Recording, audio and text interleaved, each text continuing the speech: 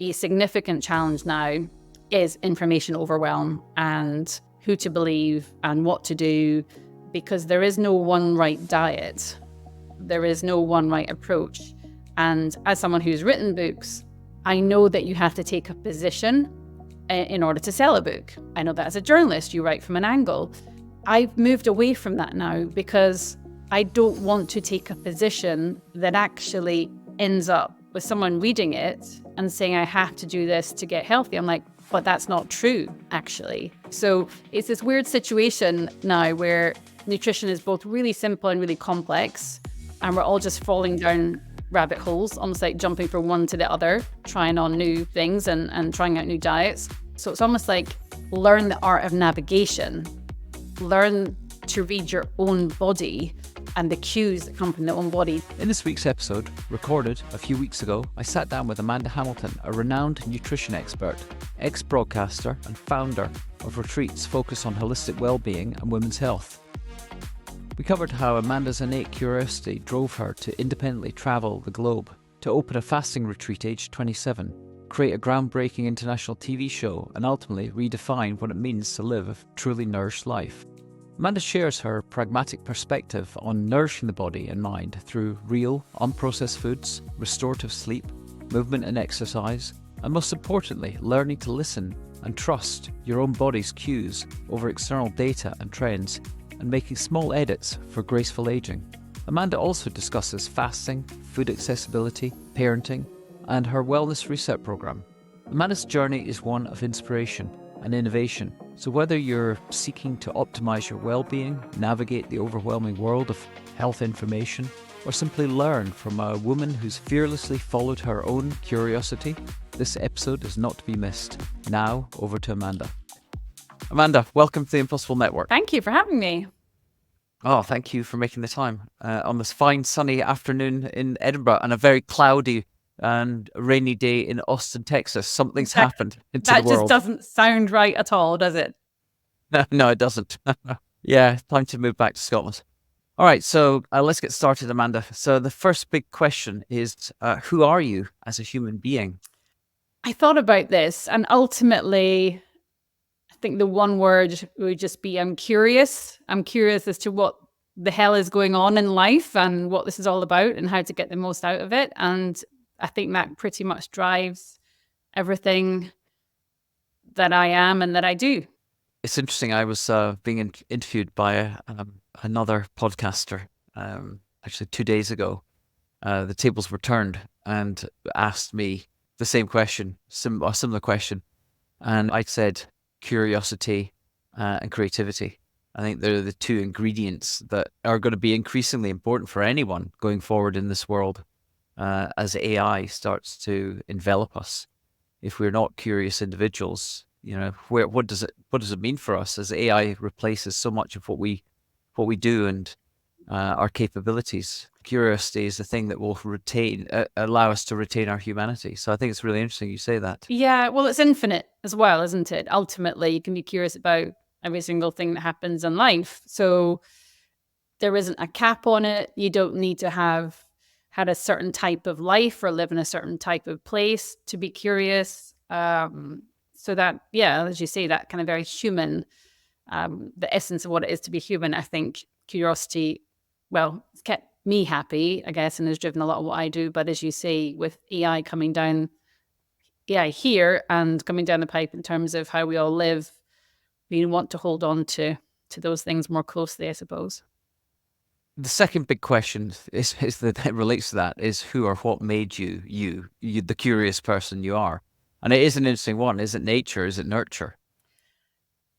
I think what has kept me curious is actually that the curiosity that I feel is innate, that is natural to us all, wasn't dampened down. It wasn't washed away.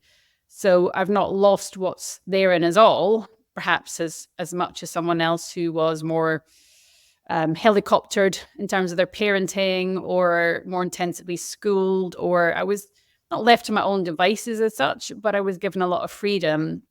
So, if I reflect on my childhood and things like that, I think I was just given a lot of space to to figure things out. So it's not that who or what did something. I think it's that what's there in us all wasn't taken away or wasn't kind of hidden so much, not so many layers on top of it. Was it nurtured? Was it recognized? No, never discussed, it's a, normal Scottish upbringing, parents, teachers. There was nothing extraordinary about it, except I suppose that I was able to craft who I was myself and figure it out as I went along and make up my own games and follow my own interests. So a good example, I suppose, is that my parents are not religious at all. So there was not even a structure around that aspect. It's not like the here are beliefs. It was you figure out what you want to believe. And I remember going to my parents, I think I was about 13 or 14, saying I wanted to go off and there was a Buddhist conference in Edinburgh. Maybe I was slightly older, 15, but maximum 15. And I dragged a friend along and we'd go and, listen to this all weekend. And that's what I mean by curiosity. And they were fine. Whatever I wanted to do, they were fine. I just kind of I went to Sunday school because I was curious just to see what it was like. And I was bored out of my mind. But then I came back and I was like, box ticked. No, that's not for me. So it was just, I think, a case of letting that curiosity not be celebrated or discussed. It was just the way it was, I suppose. Were you aware of the fact that you were, or that's a question, do you think you were more curious than either your siblings or classmates? Was it something you were conscious of? Not conscious of at all. I would say I was probably quite brave as a person. That, whether it was climbing up a tree, whether it was trying something new, whether it was daring to do something, I think I was more of that personality. So perhaps if you combine curiosity with bravery, you end up finding yourself in lots of situations and learning as you go along. So I would say, yeah, not so much so different, but perhaps just a little bit bolder as a person. That's interesting. Yeah, because my perspective on why I started the podcast was an exploration of serendipity. That if you are predisposed to confront your fears or embrace failure or accept risk, you're more likely to go down the road less traveled, however that might manifest in your life. And I suppose that would be, you could describe that as daring or brave. And if you do that, they're likely to encounter situations, experiences, people that you wouldn't otherwise encounter. And that's what unlocks serendipity. Some people just think it's luck. So I think that's interesting. And I think it is that curiosity to open doors, to go see what's around the next corner, where other people are maybe more predisposed to stay on the safe track. And it's a mental, it's almost like a framework for living. So yeah, that's really it's really interesting. Yeah, I 100% agree, because we associate bravery with, can you go and jump off a bridge attached to a bungee or something? I'm like, no, I hate heights. I'm not brave at all that way. But I'm not attached, perhaps, to comfort or security, maybe in the way that society would portray that a lot of people are. So I don't necessarily buy into a lot of that. So as you were satisfying your youthful curiosity of going and exploring things like Buddhism conferences and things like that, how was your worldview developing? And you say, I mean, you grew up in Edinburgh. Grew up in Edinburgh, kind of very normal suburbia. So in that sense, pretty safe, pretty secure. So as a springboard for, I guess, not having those, nothing was rocked too early in that sense. So worldview, I think, honestly, until I really started traveling a little bit more, my worldview would probably have just been, hey, this is suburban Edinburgh. This is what comes out of it, albeit with a bit more of a curious disposition. Yeah, travel was definitely when those other things exploded, I would say. Mm-hmm. Travel to where? Initially, I suppose early on, actually, I was traveling with my You've frozen. sport, but that wasn't into challenging environments anyway. That was a version of what was already there, but it was still, going off and competing in sport in different countries, relatively young. I remember my dad arranged for me to go to the Olympics as a spectator. That was in Barcelona, and I was off there for 3 weeks, staying with a family. So they were very good at just kind of posting me places. I got to travel to East Germany when I was 17. I was writing for a newspaper supplement, the broadsheet here in Scotland, and the editor probably was fed up with my incessant letters asking if I could work with them. So they said, right, okay, off you go to East Germany then for a week. I remember having to get out of school. And ironically, as I speak to you today, my son is currently in Germany, in Berlin, doing a history trip with his school. And I remember telling him before he left, I was like, oh yeah, mum went there when she was 17 and across the border, and then went and interviewed some skinheads with a translator. And it was this kind of massive adventure, but somebody sort of just trusted me to do stuff. And I was, I had a chaperone, but those early experiences, whilst it's not like intrepid travel, it was independent travel. And again, not overly managed. So I was making things up as I went along. Then I went off to university for a year in the States. That was actually in Memphis. That was very different experience, I suppose, just different environment, seeing different things, seeing racism, seeing religion, and it's in the way that it was done down there in the Bible Belt, seeing how people ate and how they lived. And there was a lot there that actually probably became quite formative in terms of what I ended up doing and in terms of eating and nutrition and things like that. And then after that, it was South America, and then onwards in my 20s to India and Asia. So yeah, but I think the key to it all was that it was all pretty independent, or I was left at least semi-alone to make up my own choices. I think that's one of the really important things about it all. Do you have siblings? Yes, I have a brother who's just a bit older than me, 16 months older. Not quite Irish twins, but close enough. Okay, so when you were finding your way around the world, encountering different experiences, meeting different people, witnessing different ways of living, what was he doing? So he actually has a sight problem. So he was more at home. He was more at home and doing what he could do at that time. He's had an operation since, and there's been sort of big gains in that since. Different personality, I would say. We're very fundamentally different personalities, but he had that to contend with. So he wasn't roaming around the world. He was making his way within Edinburgh. So as you mentioned that you've been these incessant letters to an editor. What sparked your interest in journalism? Where did that come from? I think it was just a natural extension of curiosity, combined with having a reasonable disposition towards writing well, and communicating reasonably well. Again, nothing exceptional, but I think it was just that, really. And seeing an opportunity and being brave enough to ask for it. But you must have had a yearning or a desire to express yourself through words. I don't remember that specifically. It's funny what jumps into your mind when you see those sorts of things. I remember being told off by my English teacher because I would make my essays multicolored.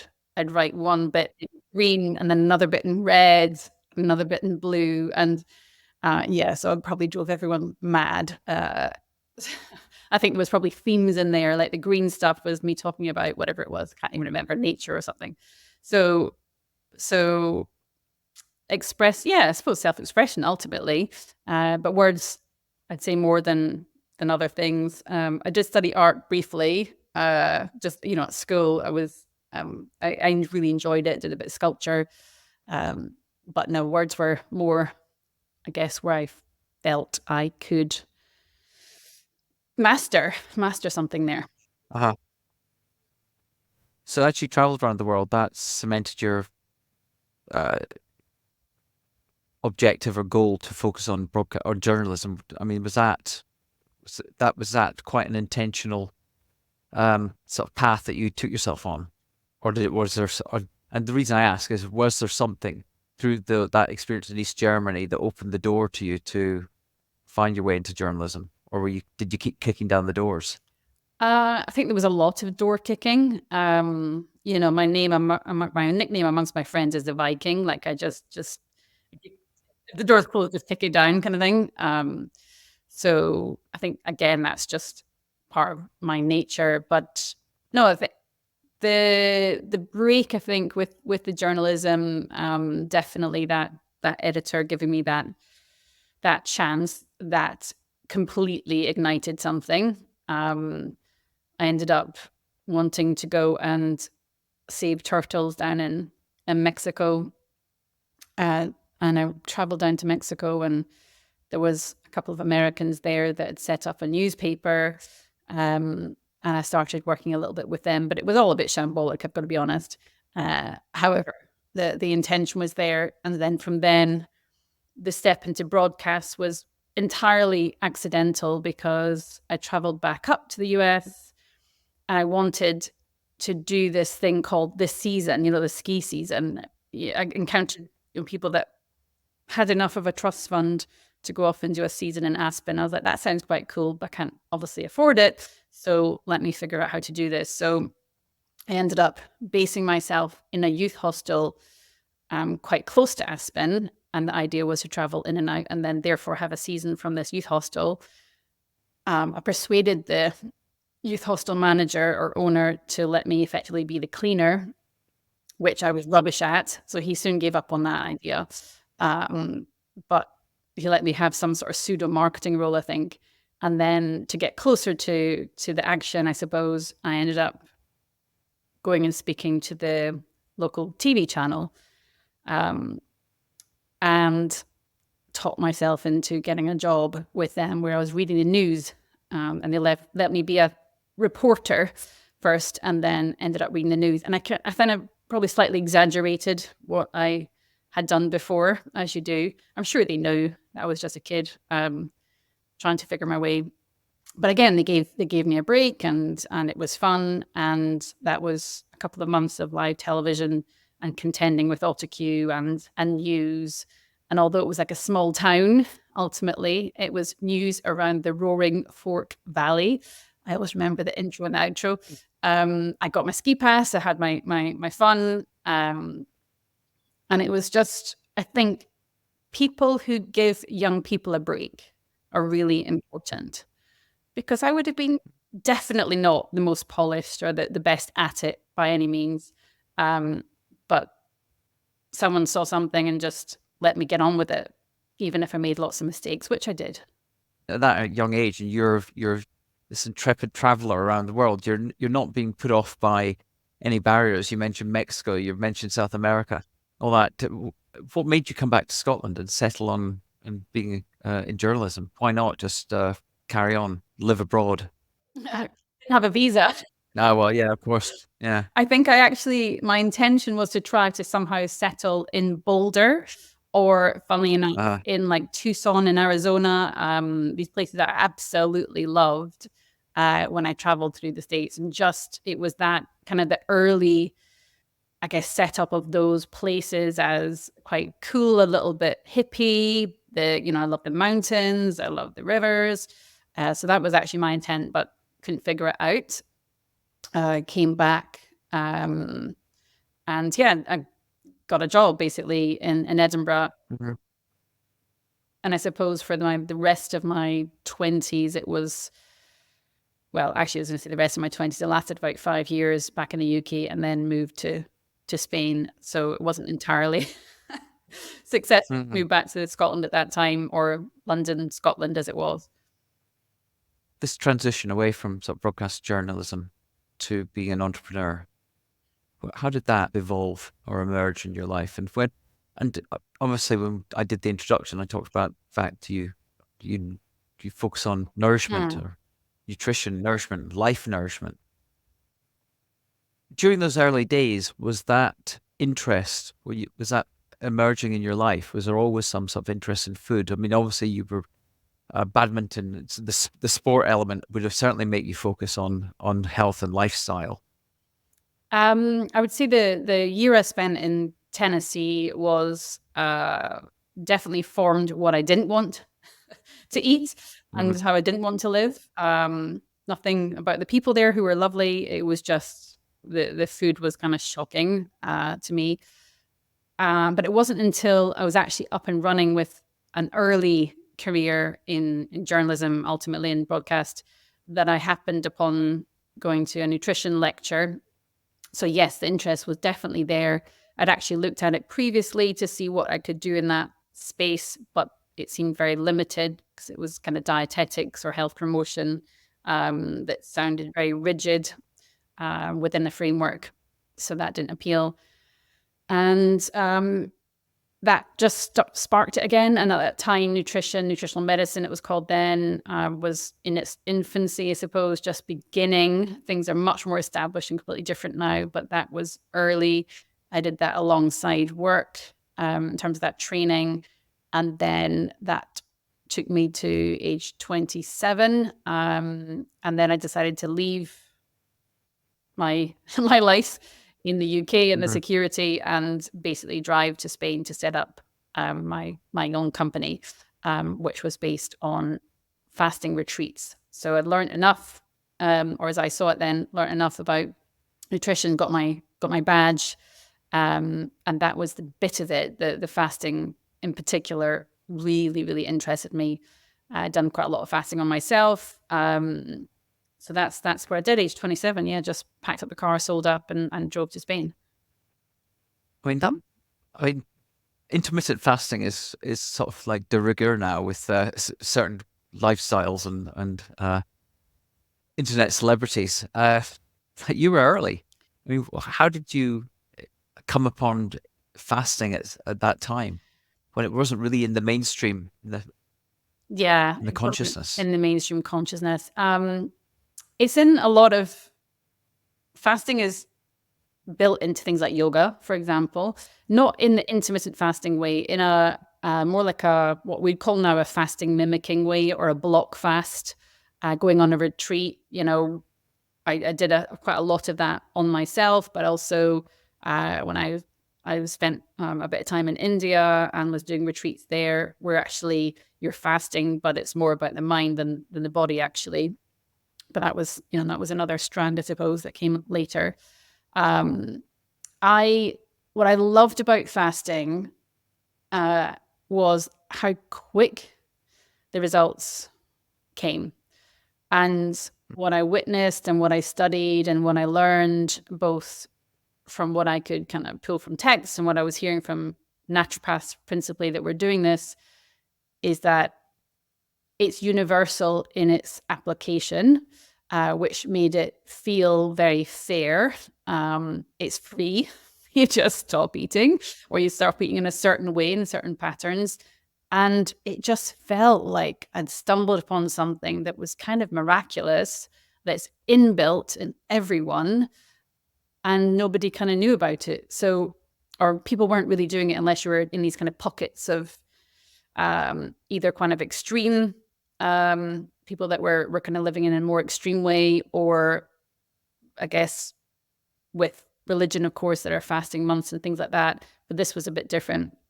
So yeah, I was definitely early in that. And what I chose to do, realizing, of course, that at some point I had to make money work because I'd left security and drove to Spain to set this whole thing up. So what I did was I pitched the idea of a TV program about a fasting retreat. And I kid you not, I remember sitting in meetings, and it took me 9 months to get this over the line, endless meetings about this, and people saying, well, what can you guarantee? And I talk about like sort of things that could happen. I was like, well, there's no guarantees. It's about, charting the journey and experience. And of course, it sounded absolutely bonkers to a lot of people. but they're going to be in peril. These were Peril, you're going to stop eating. these were UK broadcasters. Yes, it was UK broadcasters. And I'd been working with the BBC for a while at that point, so I did go to the BBC first. And to be fair to them, they actually then picked it up, and I did do series on fasting with BBC. But the first network that agreed it, and I at that point partnered with a production company in Scotland, or they're actually UK wide, but the connection I had was in Scotland, so we got together on it. It was a channel who's now defunct, actually, called UK TV, and we made the first production. I was 29, so it took, I guess, from that standing start 2 years. I just had my daughter, actually, so for me it was madness because she was only 3 months old, and we were just by the seat of our pants making the whole thing work. And we documented it, filmed it. I effectively was co-producing and obviously hosting the thing, so I was like the kind of person that was between one foot in both camps, and I was very protective over it because it was kind of my baby, and I had my baby, obviously, but I really, really believed in what fasting can do and what retreats can do. So I was very protective, and I knew enough about TV to know that it's all about the edit.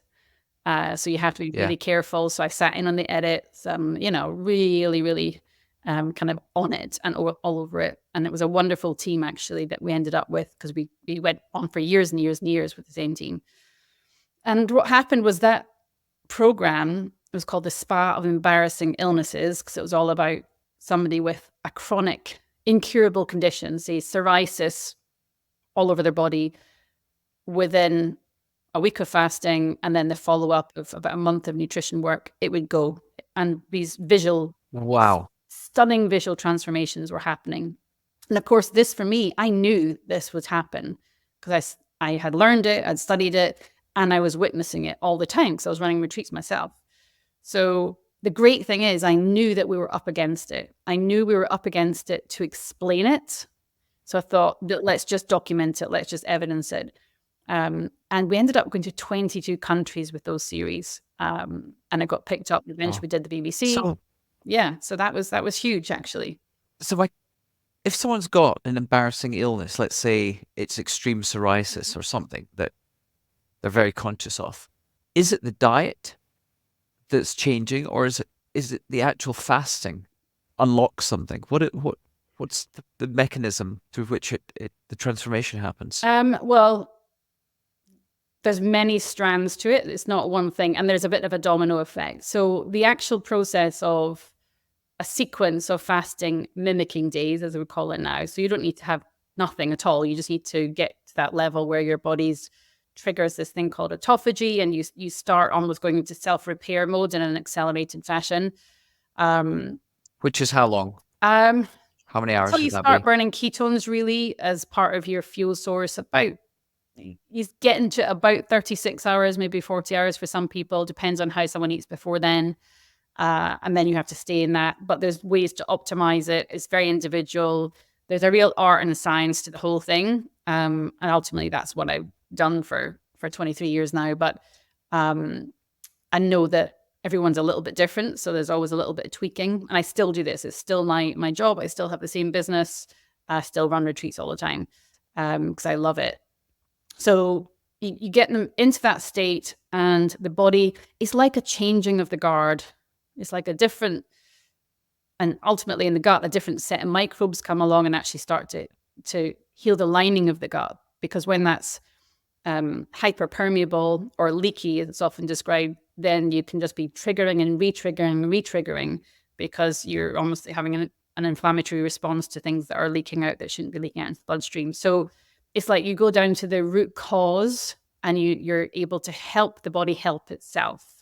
There's no magic to it other than creating an inner state. So you do that alongside cleaning up the diet, looking at trying to keep someone in a place where they're not stressed, or they're less stressed, or they manage their stress better. And then obviously looking at improving sleep and all the sort of things that allow the body to reset more effectively. So everyone's a bit of an individual, but ultimately this is universal in its application because we all have it. We all fast anyway, right? We're not eating when we're sleeping. So everyone fasts, breakfast. We all fast. It's just for how long and what then happens. And the way that I explain it is like a to-do list that your body never quite gets to. It's like the drawer that you never quite empty. So you have to like stop the noise, you know? You have to let your body get to that stuff. But we keep our bodies really busy with all our day-to-day goings on that we never quite get to that. And the deeper healing requires that. Yeah. Wow. That's extraordinary. So you said the series ran for years, and you went to Spain. So were you essentially in Spain running retreats, fasting retreats, while at the same time doing the TV show? So the retreats ran, sometimes in Spain. So what happened was I started the business in Spain. My daughter was born in Spain. The series happened, and I was back and forth to the UK. And then eventually I moved back when she was just little because it was much easier to be around family with a baby. And then I also then set up retreat centers in Turkey. So we filmed some of the series in Turkey. So it was between Spain and Turkey and the UK, a little bit of Thailand, but mostly around there for many years. And my daughter just traveled with me. We almost had a little pop-up team. One of my closest friends was from that time. And it was just fun. We were doing amazing, what felt like amazing work at the same time as getting the message out there. And it was a bunch of people I was lucky to kind of gather. And it was great. It was great fun. Wow. Fascinating. All right. Well, that leads to the third big question. I think you've already been doing it. But the question is, what are you working to achieve before you shuffle off this mortal coil? Hopefully a long time yet. Actually, I should say at this point, when I asked that question, I went to South by Southwest and saw the futurist Ray Kurzweil, who's written the book, The Singularity is Nearer. And he stood on stage at South by and said, we will reach terminal velocity escape velocity for longevity by 2045. And everyone's like, what? And basically, he believes with the impact of AI and biotech and wearables and everything that's happening in the space, by 2029, we'll reach the singularity where we have our full-on artificial general intelligence. And by 2045, people will start to earn years back by 2029. And then by 2045, the potential to live to, he said, 500 would become possible with the right conditions, which was just insane. Sorry? Conditions being money? Is that what's going to happen in his mind? Well, yeah, you wonder that. Yeah. But anyway, I need to read the book and learn a little bit more about this. So, yeah. So, given what you on my summer reading list. The Singularity is Nearer. Ooh. Yeah. Wow. Okay. I'll send you. I've got the video. It's on YouTube of him speaking on stage, so I'll send that to you. They filmed a lot for the events at South by, so I'll send you that. That'll be a little taster. It's quite fascinating. So obviously, yeah. So what are you working to achieve? You set off on this path, but now you are full on beyond just nutrition and fasting. And when we first chatted, the word nourishment became clear that it's a holistic way, perspective on living, a lifestyle. So maybe you could unpack that. Yeah, I think as the years have gone on, I've definitely moved away from the idea that nutrition is where it's all at. You know, nutrition is a science, but we all have to eat. So we have to apply it into our lives. And it's much more complex than just picking something up out of, a bit of data and saying, actually, here's what we all do now. We all know that that's not how humans eat and how we nourish ourselves. So yes, the word nourish is better for me. My Instagram handle is Amanda Nourish. I've just literally taken over a cafe 6 weeks ago, and I'm going to call that Nourish. Trying to think Oh, about, nice. yeah, Where? in Edinburgh, just off Broughton Street. Yeah. So, Nice. and again, this was a decision made driving from Edinburgh to Glasgow. I heard about the site. I was like, yeah, stuff it. Like, you talk about planning. I don't necessarily plan that much. In fact, I don't plan much at all. I just do what feels right next. So my goal, if you like, is just to carry on doing what feels right at that time. But I'd say there's an underlying pull, an underlying kind of used to feel like a mission. I don't think it's quite as mission led now, in the sense that it just feels like we've all woken up to the fact that nutrition is really important. I don't have to bang on the door so much about fasting. There's a lot of people that get it. It's more about, for me, I suppose, consolidating some of that, integrating into community, having that experience myself. But nourishing mind, body requires connection, both with self and with others. And I think that has become more important to me as I've gotten older. I suppose when you think about how the industry has changed, and I remember when I was running track and field competitively, and I was on a macrobiotic diet, and there were all these sort of trends in nourishment or in nutrition, and things have become much more lifestyle, holistic based. When you think about people like that are now in the mainstream, or let's say internet celebrities, people like Andrew Huberman or Peter Attia, and I think it's the book he wrote, released last year, called Outlive, something about the art and science of longevity, I think it was. But I think it is much more in the public consciousness, this holistic well-being. But at the same time, we're seeing devastating examples of obesity, of bad nourishment, imbalance in society. So what's going on? What's your perspective and what you see around you? Not just in Scotland, but just globally, what's going on? Well, I think there's two aspects to what you just said there. I guess the first one, as you say, there's a lot of thought leaders, I suppose, talking about this subject.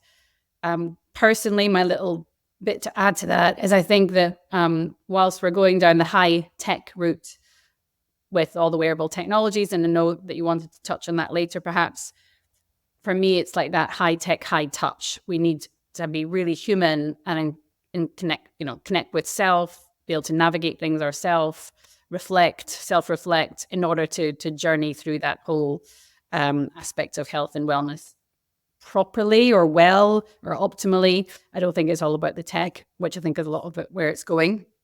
In terms of more looking at the state of affairs as they are now, I think it saddens me greatly, because what I see is that there's a bigger divide than ever before, because it's access to health almost feels built into your financial wealth or poverty.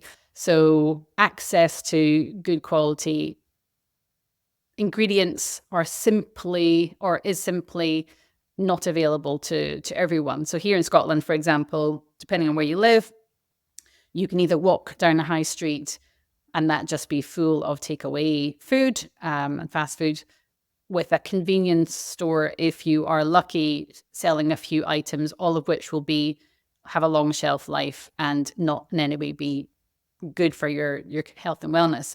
Now, you might say, well, you can just spend the same amount of money and go make yourself some soup and here, go and get the fresh ingredients. But if you don't have a car and you're dependent on public transport, and by the way, you might not even have an oven or something to cook on, so literally there are many, many, many millions of people that cannot get there. I did a bit of work with public health, and it really is dire in terms of that divide. And I think the statistics, certainly the ones that I have seen, show a widening gulf between those that have and who are becoming almost like more and more into nutrition and wellness, and those that haven't, and they're just being stuck. So it's completely unfair as it is.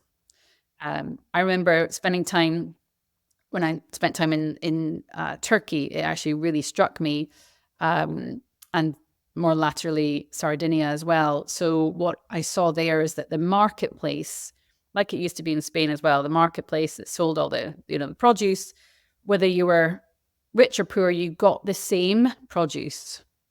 You bought your tomatoes from the same place. You got the cheese from the same place. So accessibility was much more fair. So that, I think, is for me the baseline that just makes sense and brings that equality back into kind of health. It's access, initial access. You can also talk about education and everything else that goes with it. But fundamentally, if we can't access it, if many people can't access it, then what chance have we got? But what I saw there, as I said, with my own eyes, and just thought, oh my gosh, what a marvel, is that you've either got somebody sending their housekeeper to pick this stuff up, or somebody walking, with their 3 kids and their little knapsack, and they still can eat the same food. Fundamentally, it's like that's a game changer. There's so many factors at play here. We could go off in a completely different direction, which I'm not going to do. But it is, when you think about the food industrial complex, the fact is that if you haven't got it on your reading list for the summer, there's the new book, Fast Food Nation, the second one. The guy that wrote that, he was, yeah, it was really interesting. He was on Bill Maher's show last week, being interviewed.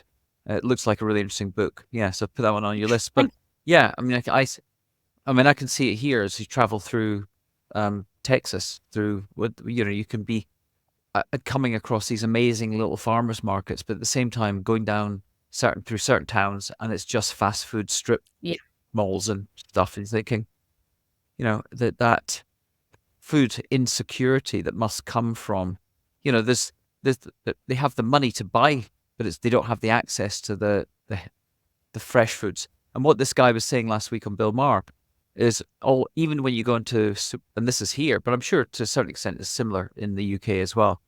You go in there, you see all these different foods in your supermarket shelves, and with different brands. But in the US, most of these brands come from about 2 or 3 different massive conglomerates, and they're controlling everything. And we don't have here in the US the same rigorous rules and regulations that come from the EU in terms of what can go into your food. So you've got to be a lot more careful here than you have to be in Europe in terms of what you're consuming. It's crazy. So without going down that route, it is a fascinating area. Your business focus, though, has gone in this nourishment, this holistic well-being. You have got a focus on women's health, but you also do corporate work. So how did you end up with that focus, and how do you balance the two? I think, again, I don't really operate under a grand plan, and to some degree, I think I've had to react as well to what market conditions, appear. And when I was doing a lot of television, therefore you get agents, and then corporate work comes. Other times I don't do as much television now. It's more self-generated, and I was always the breadwinner for my kids, my family. So I said the grand plan wasn't in place so much. It was a case of, let me, I suppose, have a portfolio of what came along and what comes along. I've managed to always stick to my morals, which is great. So when I was doing a lot of television, I remember having approaches from brands that I just would not align with.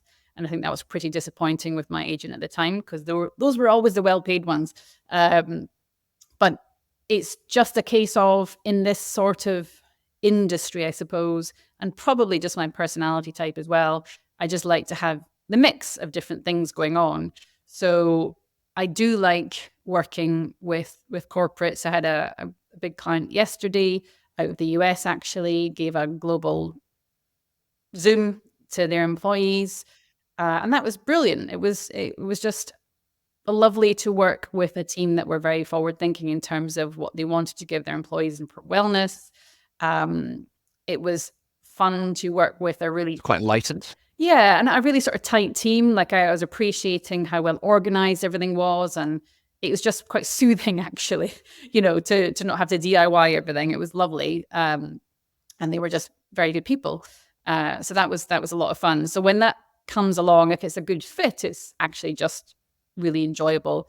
And I do like business. It's not that I'm someone who's anti big company. I appreciate a lot of what the good ones do, and how they all work, and there's people within them. Just because I don't happen to be within that structure doesn't mean I don't align with it in some way. But the other things in terms of business focus, it really is just a kind of snowballing, rolling interest. Women's health, well, women have always been my main client group, I suppose. And when I hit 40, which I'm now almost 50, so, decent amount of time ago, I remember just thinking, right, this is big girl pants now. This is when the fun begins. Perimenopause, 10 years or so. Not always, of course, but there's going to be a block of time.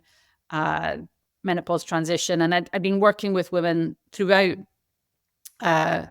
looking at fertility in the beginning, actually. And then as I got older, clients typically you appeal to people of your age and demographic, probably. Just hearing it time and time again, I thought I'm going to get ahead of this personally, and really just research the hell out of it, because I want to know what's coming. So as I did that, I just kept on coming across things that were kind of sometimes shocking, but it's like this whole tapestry trying to pull everything together. And there's lots of little rabbit holes to fall down and trying to just consolidate it. So I just find I love the puzzle of trying to get lots and lots and lots of different strands to come together. And I think naturally our minds want to isolate on a single cause or a single savior, like, hey, if I take collagen, all this goes away. Or, hey, the one thing in control of my menopause transition and how I'm going to look, feel, and live is estrogen. Like, it's not, right? It's convenient to think like that, but it's simply not. So I really enjoy the complexities and trying to weave something a little bit simpler out of it, basically. That's why I work with women. All your reset programs, your retreats that you do with women, you're obviously speaking to parents, people who are also parents, maybe parents of older children. But your knowledge is so deep, and you're so at the forefront of the way that most people think around nutrition and nourishment and holistic well-being. How do you guide, counsel, coach just the ordinary everyday person that maybe doesn't have the time, the access, as you said, to nutritious food, how to guide them in terms of how to feed themselves or even their children? And if you were giving some advice to anyone that's listening to this, for example, that might not be in the UK or probably more likely be people that listen to this all around the world, what would be the basics? You would say, look, if you do these basic steps, you could at least begin to start to do a reset. Okay. Well, I think, first of all, when it comes to children, they'll do what you do, not what you say. So you have to start with yourself. And of course, they might very deliberately not do what you do for a while. But certainly I think the habits, how people orientate around food, there's a huge influence from how their parents were around food and nutrition. So I think that's really important, not just to kind of lecture on it or dictate, but actually just to live it, and then they'll scoop that up. In terms of the lowest hanging fruit or the things that are simplest to remember, what I would say is first past the post on that is get real. get real about what you put in your mouth. It's got to be something that your body, the human body, can recognize. We've evolved over about 200,000 years as Homo sapiens. We've been hunter-gatherers through that time. Agriculturalists are about 12,000 years of that, when we could cultivate and kind of rotate diet and narrowed our diet a little bit. But fundamentally, for hundreds of thousands of years, our bodies evolved with certain rules, and the rules apply to what we eat. Now, the best example of this is sugar, not surprisingly. So sugar is in carbohydrates. Our body has to work quite hard to break it down. And our body understands that process because we've evolved over the years to do it. And our bodies can only have around a teaspoon of sugar in the bloodstream at any one time and be safe, if you like, because we didn't release sugar quickly into the bloodstream because there was so much fiber in the food that we ate. So when we start, as we have done in the tiny, tiny fraction of time, say the last 50 years or so, to extract sugar and then add it all back in to foods and, of course, to drinks, when you consider that there's 10 teaspoons of sugar in some fizzy drinks, sodas, I suppose, you realize how, of course, we're breaking the rules, right? And the rules are something that you can't outmaneuver because this is 200,000 years of evolution. We cannot evolve that quickly to change and adapt to how we eat and live now. We have to live within the rule book. If you live without the rules, then guess what's going to happen? There's going to be 640 million people by 2040 globally with type 2 diabetes because of the sugar.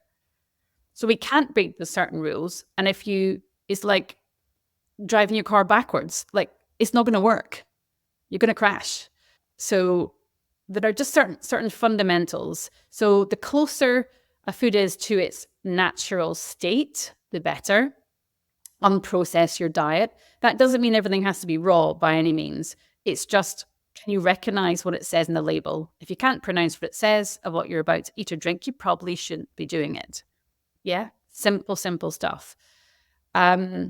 Thereafter, I would say once you sort that out, it takes care of the sugar, because whole foods don't contain sugar unless it's wrapped up in fiber, and therefore it's not a problem.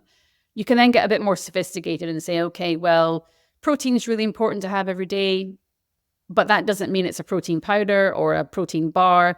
Just fundamentally, there's protein in food and we need to prioritize it a little bit, especially at the first half of the day if you want to manage appetite. Because once you've ticked that box, your body's a little bit more satiated, satisfied, and your cravings tend to go. Not always. If you're really stressed out, your cravings are probably going to come back. So there's environmental factors and emotional factors there too.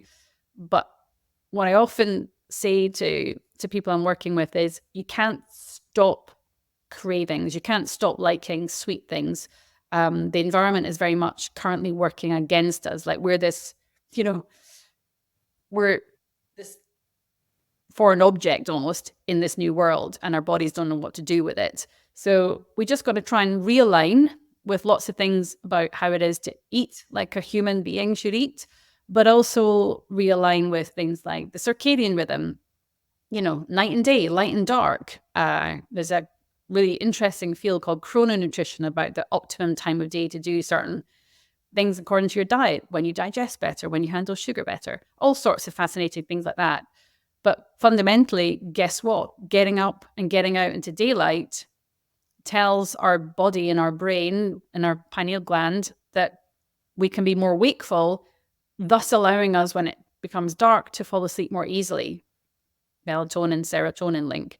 So Andrew Huberman's right to say get out into sunlight within the first 30 minutes of getting up. So I don't say first 30 minutes. I think he's correct, but I also think you get a bit more of a window. And one thing that I'm really careful about, and I think it's more perhaps my female approach rather than the male approach, is I like to make sure everything is sustainable. So if I give someone a hard and fast rule that they're going to fail on, they're never going to do it again, or they're going to feel crap about it. Like, oh, I can't get out in 30 minutes. That's that done. I might as well eat the biscuits or whatever. So it's interpreting what the science is telling us and making it more accessible, more digestible, more real, ultimately, or more realistic. And on a one-on-one basis, I often say to people, the whole point is that you've got to meet your client where they're at.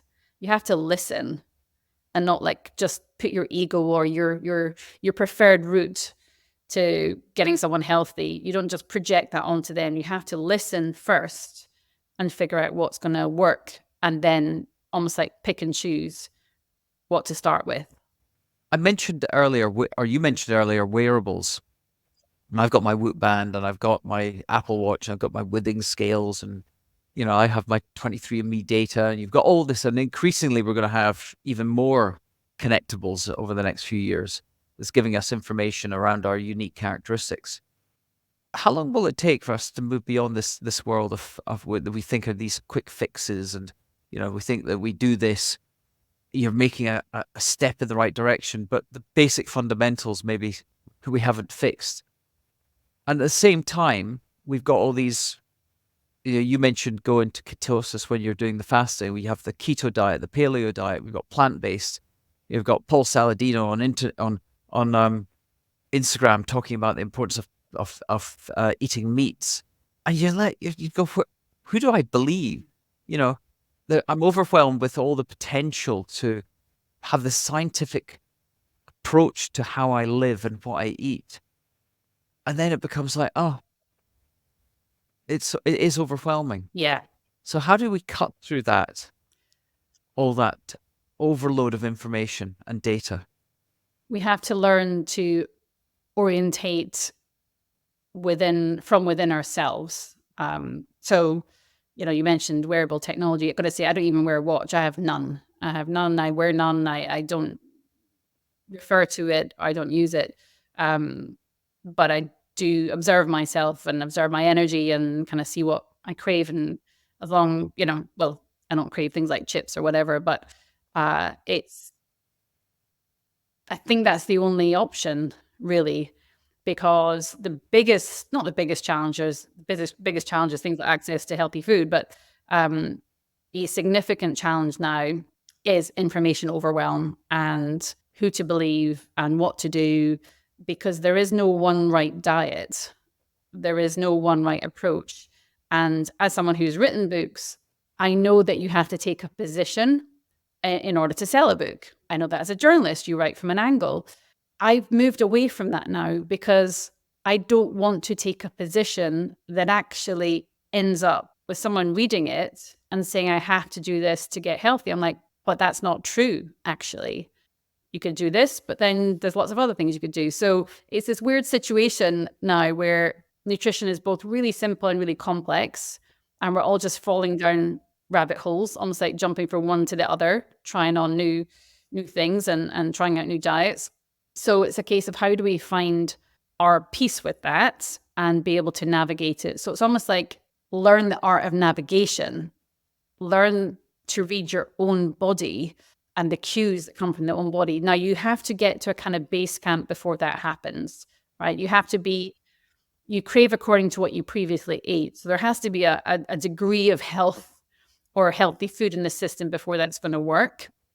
But once you get there, especially got to say for women, because we're cyclical, right? We're used to having a cycle and much more hormonal change, and that impacts us physically, mentally, emotionally. So there's perhaps maybe a bit more intuitive for women to do this. But I don't see any other option right now that makes sense. And then at least someone feels empowered rather than disempowered. I think I see a lot of people feeling, like you said, try this, try that, try this. Guess what? 3 days later, it doesn't work. I'm bloated and constipated. What's going on? Oh, well, I'll just go back and eat whatever it might be. So it's kind of moving beyond that relationship with nutrition to something that is next level. And next level might sound like it's going backwards, because I'm saying, well, why don't we stop all that noise for a minute and just observe. So I always ask my clients, I'm like, do you wake up feeling refreshed? I don't ask them how many hours they sleep or what their data has said, because it's just a number. It's like if you were to judge someone's progress just by the number on a set of scales, that's just a number. So it's about more sort of qualitative data and asking different questions, asking completely different questions than you often see in relation to nutrition. I was lucky enough, just sorry to digress here, but I think that the observing thing is really important, because what I've realized is that most people don't do it. I learned, I did Vipassana meditation, where you learn, to observe your breath and thus kind of learn about your own mind. And I think that was really helpful in life in general.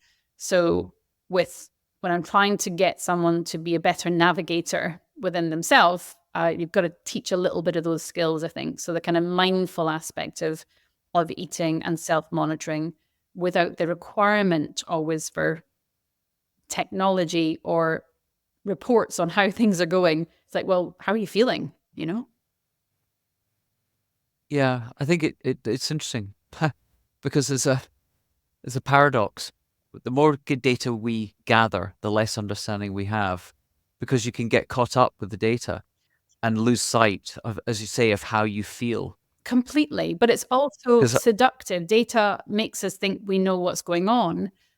I believe we know very little in general about what's going on in our bodies. We know a tiny amount about what's going on in our minds. So it's not like we've got this shit figured out. We don't.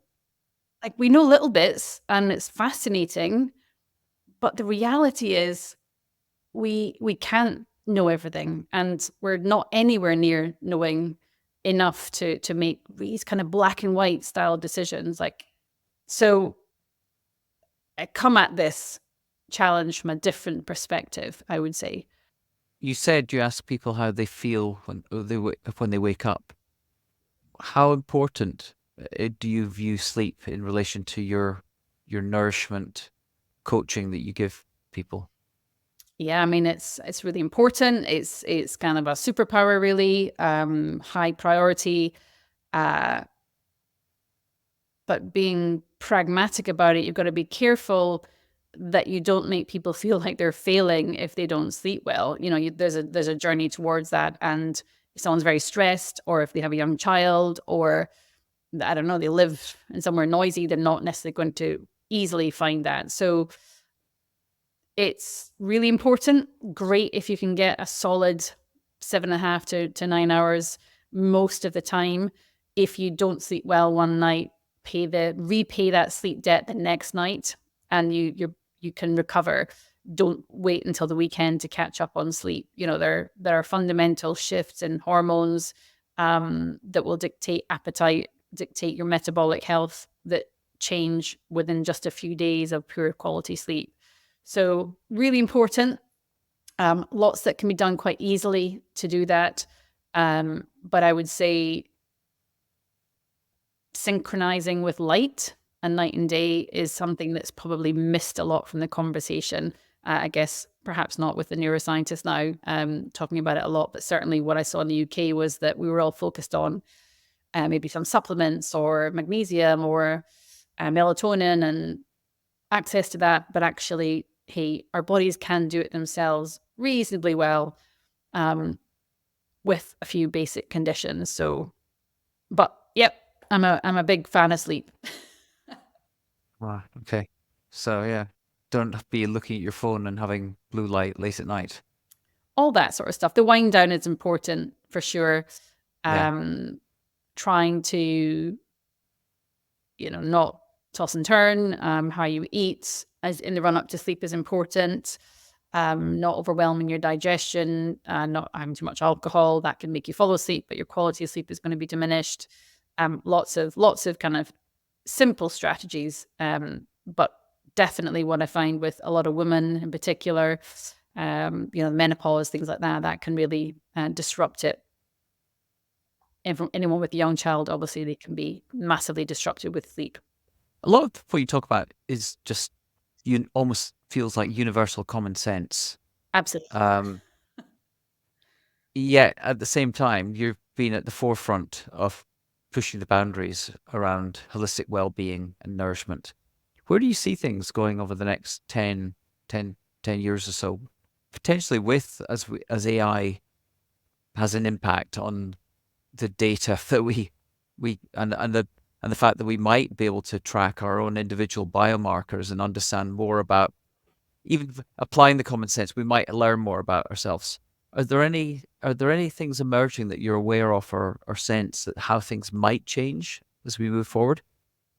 I mean, the things I guess that I'm more excited about, or most excited about when it comes to technological advances, I guess, is the ability in the future to be able to understand exactly what probiotics or prebiotics somebody needs and giving them that dose. So not leaving that to chance, but understanding that's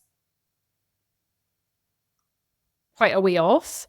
And also that this is a highly dynamic environment in the gut. So again, we're hopeful that that's going to have an impact, and it might not have the impact that we think. But I find that quite exciting as a breakthrough that's going to emerge. Um,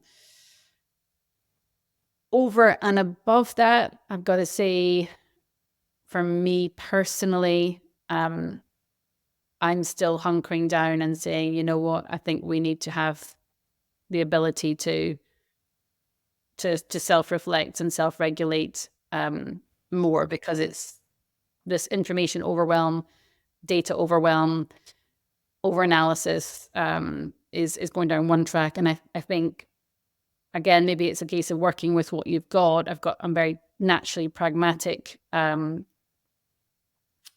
I'm not someone that spends their time in a lab. I'm a huge, scientists are my rock stars. Really admire what they do, but I don't have that training and I can't do that. I will focus on the bits that give the people that I work with the biggest wins, without them having to spend a lot of money, without them having to change their life entirely. Again, that kind of equality of access. So I do tend to filter things according to what I believe most people can achieve and most people can do, and most people can get really significant gains from. Then the bit around the edges where you can really optimize and specialize in, is almost, you do that once you've got the basics set, once you've got base camp set. Okay. I mentioned Ray Kurzweil and escape velocity for longevity earlier. Aging is something as well. As you mentioned, the body changes with age, particularly women. But I noticed, when I probably hit about 45-ish, definitely when I hit 50, my ability to take on the same level of no, I wouldn't I was going to say ability to.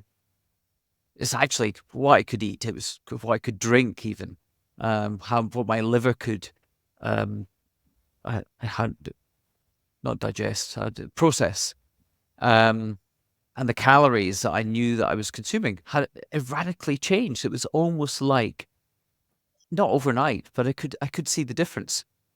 So you must be abundantly aware of this with people that you see, that aging does have an impact. But then again, there's also a perceptual side of age, that the way you see age and the way you think about yourself. And I'll throw in here that you've also defined age as well, because you've become an international badminton player recently, even though you played badminton all your life. So I'd just like your reflections on the importance of how people or the importance of how people consider age in relation to their overall well-being and nourishment. That how I usually talk about this with clients or in the media is, okay, so your body's your vehicle, right? The vehicle that really matters. You got the car maybe parked out in the drive or whatever, but this is the vehicle that you are journeying through life in. So Just like the vehicle that you have sitting outside, there's wear and tear. If you are driving the vehicle that you're residing in with your foot down on the gas and the accelerator, often then obviously there's more wear and tear. So, high stress, demanding, or just placing a lot of, extra workload onto your car.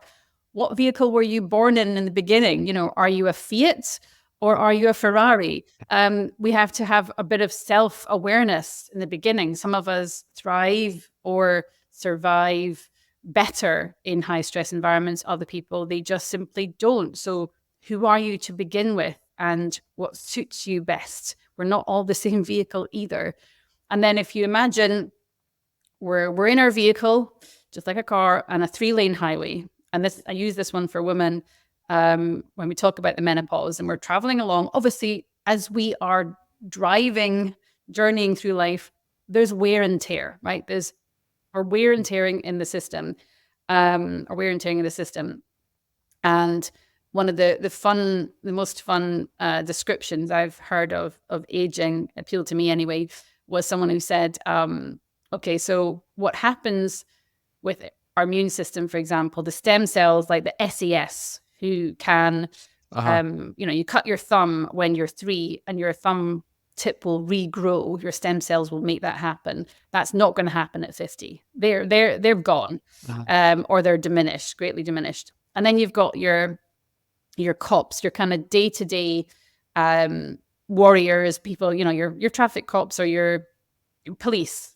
I'm trying to think of the American and the English word at the same time, who patrol and who are a key part of your immune system. But as we age, we still have the police force, right? They're still in our bodies, but they're taking way more tea breaks. So they're not going to catch the robbers quite so frequently. So things get in because they're not out on patrol as much. They're there, but they're not out on patrol as much. That means the onus is on us to not put as much stuff in that's going to cause a problem. So as we age, we've got the wear and tear of the actual sort of structural stuff. And then we've got the nature of how our body works and the fact that certain things are slowing down. So we want to align with that. I talk about a lot of edits, that little edits, doesn't need to be massive life changes, but edits to how we do things in order to, still feel as we want to feel. So there's that. So imagine that as one lane in the highway, the aging highway. And then we've got the next lane, which really is how our body's changing hormonally. Now, obviously, I often talk about this for women. What happens with progesterone first, then estrogen, then testosterone is kind of the afterburner and how that whole dynamic works. But of course, we all have hormones. So that brings us on to the third lane, which is stress. Just the nature of stress and how that can accelerate aging on all levels. And then as we hit midlife, there are just more bumps in the road. There are more potholes. Your best friend dies, your parents get ill, your teenagers turn into dragons. Like, there's just more stuff to navigate as we journey through life. So I think what happens as we get older is we have to become more and more responsible and self-aware if we want to look, live, and feel like we did 10 years ago. You have to make the edits. The onus is on us. No one's going to do it for us. There's no pill that can do that for you. I genuinely feel pretty much the same as I did when I was 25. You mentioned badminton there. I played internationally, as you said, when I was younger, like 17. And then I gave it up when I went off to university. And 5 years ago, so at 44, I picked it back up again. I was like, and I was so terrible. It was kind of a shock how bad I was. I was like, I used to be really good at this. So there and then decided I'm going to get back in the Scotland team, as you do. And it's taken me 5 years. And I just, two weekends ago, just won my first international singles competition. So, but I am aware that it's more challenging now. But I'm playing against people the same age as me. So I'm not playing against 25-years. So it's a level playing field in that sense. But it's fun to see what you can still do, and actually kind of hack the system a little bit. Like Tim Ferriss, he's definitely someone that I've read his books and things like that. But I think it's his mental approach to going, is there a different way of doing this? Which I really like. So I suppose overall, I would say when it comes to aging, it's respecting the fact that it's happening and then choosing what you're going to do about it, quite frankly. Do you guide your clients or patients in terms of the role of exercise in their lives? Yeah, to a degree. So I do teach Pilates and bar, trained in both, and I trained in yoga as well, actually.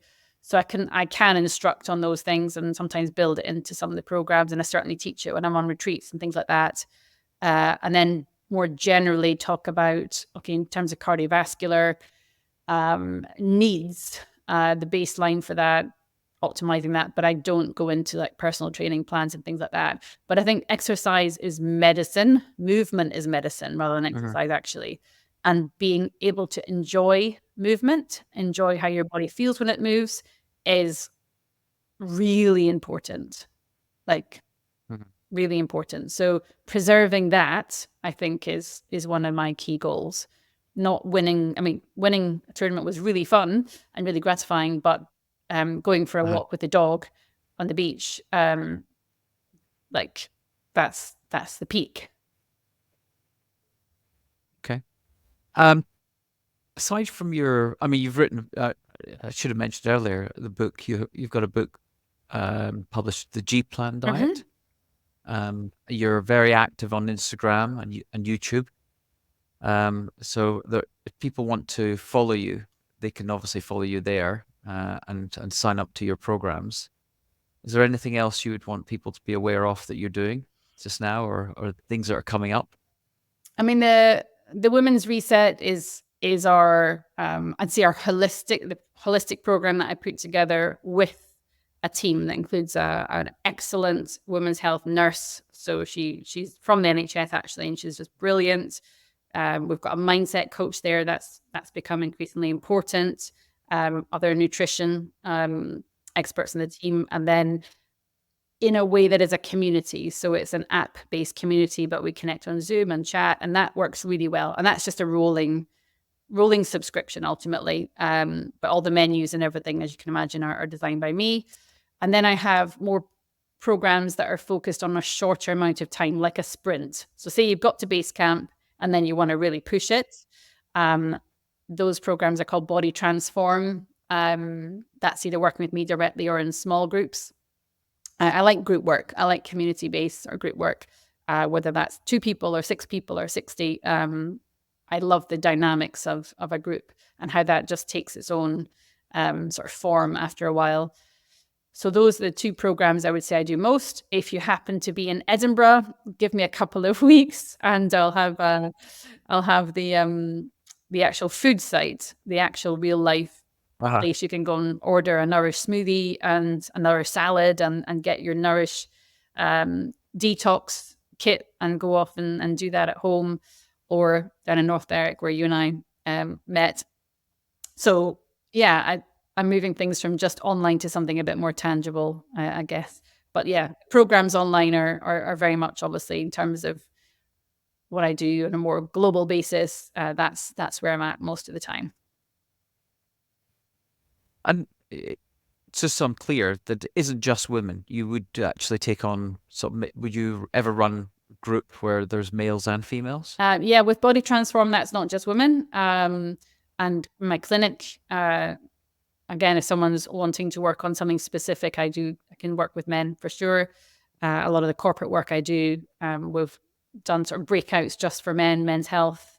So yeah, I would say 80% of the time is spent with women because ultimately they tend to prioritize their health a little earlier than men do, and take more actionable steps. Or maybe I just appeal to women more. But yeah, of course, I'm not exclusive. I have a son and a partner. I wouldn't not work with men. All right. We're all human beings, and we all we all deal with stress and we have worries, and you've talked at right at the very beginning, maybe how you're daring, but we all have to deal with uncertainty. We encounter self-doubt. We have fears. How do you deal with that? Mm.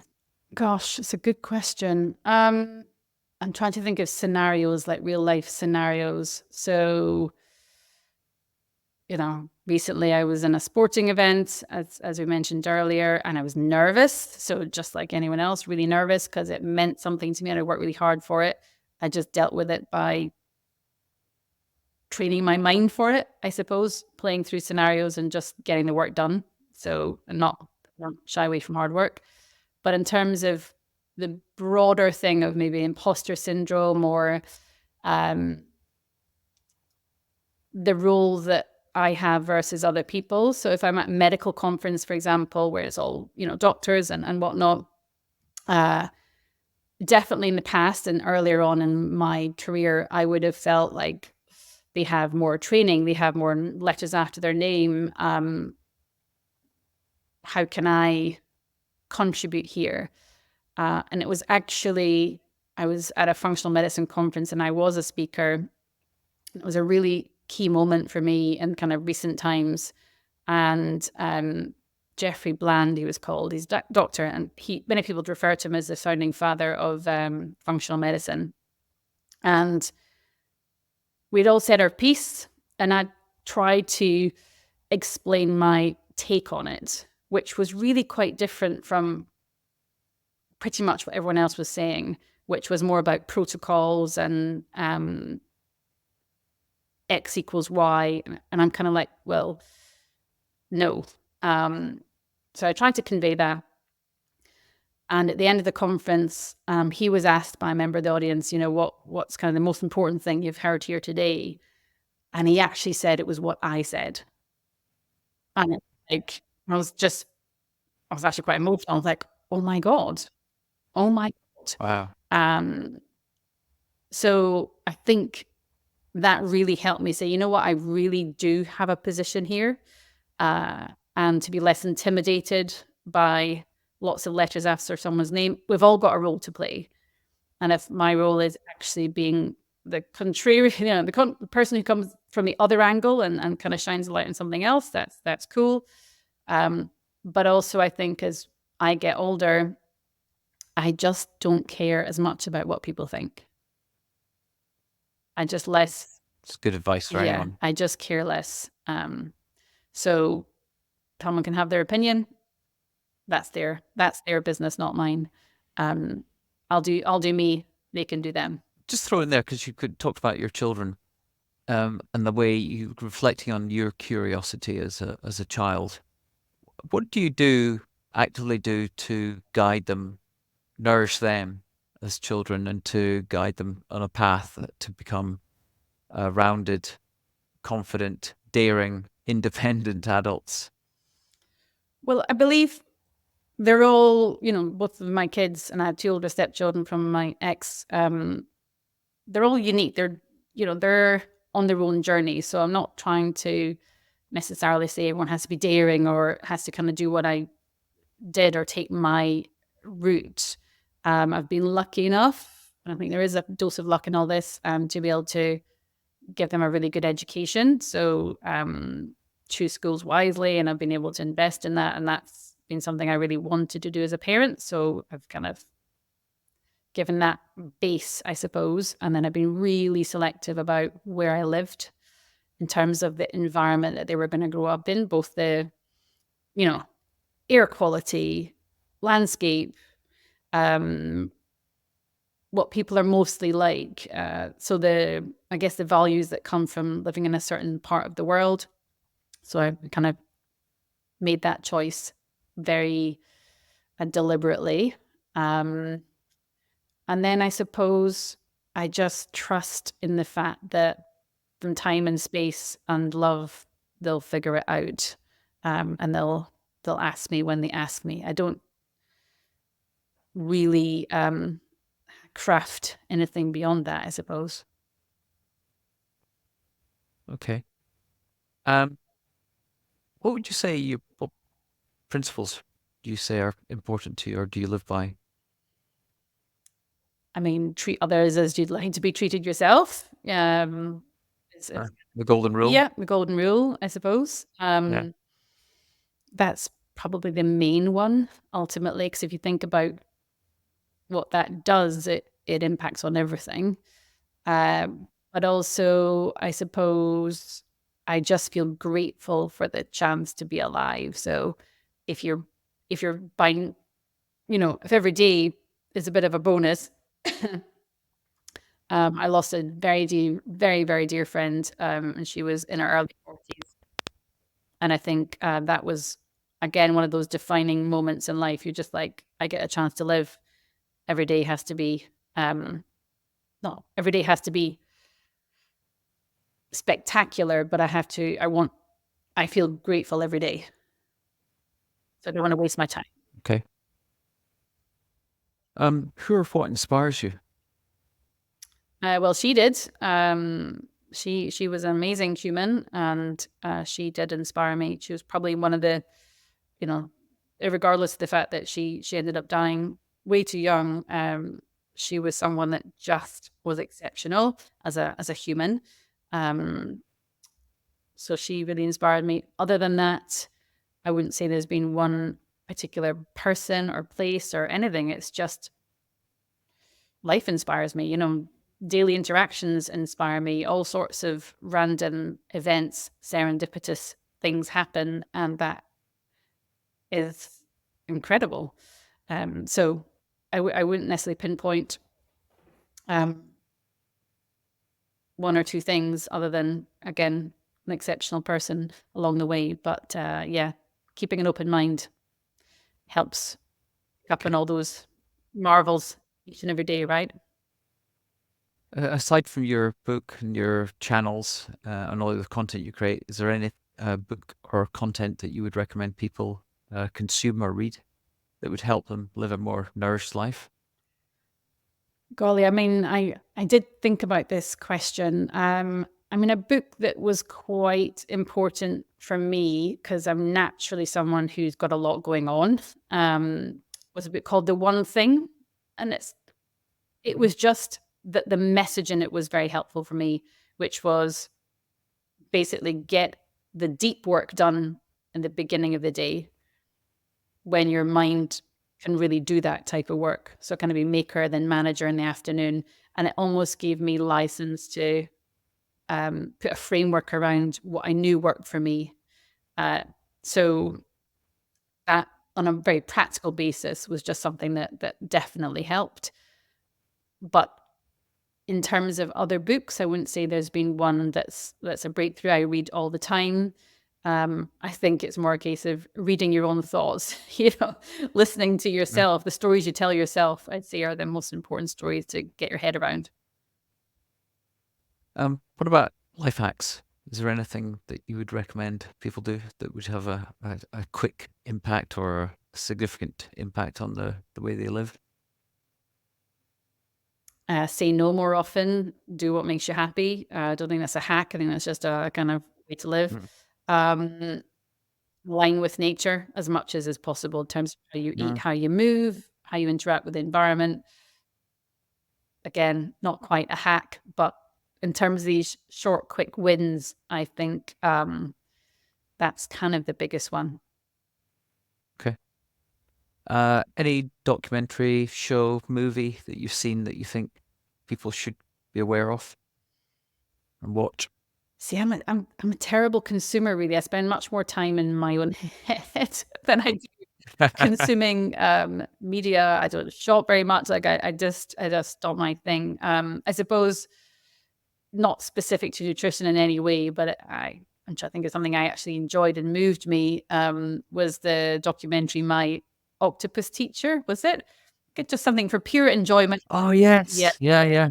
I got to say that made me cry, and just how it was crafted as a piece of media, and how well he told the story. I just loved it. I thought that's stuck in my mind. It's things that stay with you. And I'd read, I think it's called The Beautiful Mind, about octopuses, basically, and how they are almost like aliens living on Earth because they have minds like in each of their legs. So just these kind of weird books that I pick up and read. And I just thought that's incredible, like truly incredible, that we have these creatures that are kind of almost like they've been spliced off evolution and they are doing things differently and we're not even that aware of it. So I'd read that book and then I watched that documentary. So I was just like, wow, that just pure interest in Marvel. I would say that's a good one. Okay. We believe in reciprocity. So if you're open to it, are you open for me connecting you to other guests on the podcast and engineering random collisions, as I like to call them? Engineering serendipity, of course, absolutely. 100%. Yeah. 100%. Okay. I look forward to it. Okay. And that leads to the last question. Who do I interview next? Oh my gosh. Right. I never thought of that one. For some reason, I missed that question. Someone in your network. Nicola Henderson. So she is, she works with me. She's a mindset coach, but her story is, if she's willing to share it, is incredible. And I get a lot of emails incoming, a lot of people requesting things, and a lot of people asking maybe to work with me or, lots of that sort of stuff. And there was something about her email, this is a few years ago, that just caught my eye, or rather caught a feeling. I was like, there was an instinct. I was like, I think there's something different here. So I did what I never have done, which was I just invited her to my house. And I was like, come and hang out for the afternoon. And we did. And she's now one of my closest friends. We work together. But I also think she's really incredible at what she does. Yeah, going to have a chat with her. And she's got the nicest Irish voice you could never imagine. Do you describe her as a mindset coach? What is that? A life coach, but working with someone's mindset, helping them understand their own mind and why they do certain things and helping them to improve their habits. Yeah. Fascinating. Okay. Well, definitely reach out. Thank you very much, Amanda. I appreciate it for sharing your story, your journey, your daring, independent journey of curiosity and enriching other people's lives and hopefully transforming them through your nourishment, coaching and guidance. So, and more power to you. Let's look forward to being in Edinburgh at some point this summer and coming by the cafe. Absolutely. Smoothies on me. There you go. I'll see you. All right. Thank you. That's all for now, folks. Now, here's my ask of you. Please follow this podcast on Apple or Spotify or whatever player you use. Also, please subscribe to our new Random Collisions newsletter. We really are working to build a global community of action takers, action engines of people that really care about the problems that need solving. Thank you very much, and see you next time.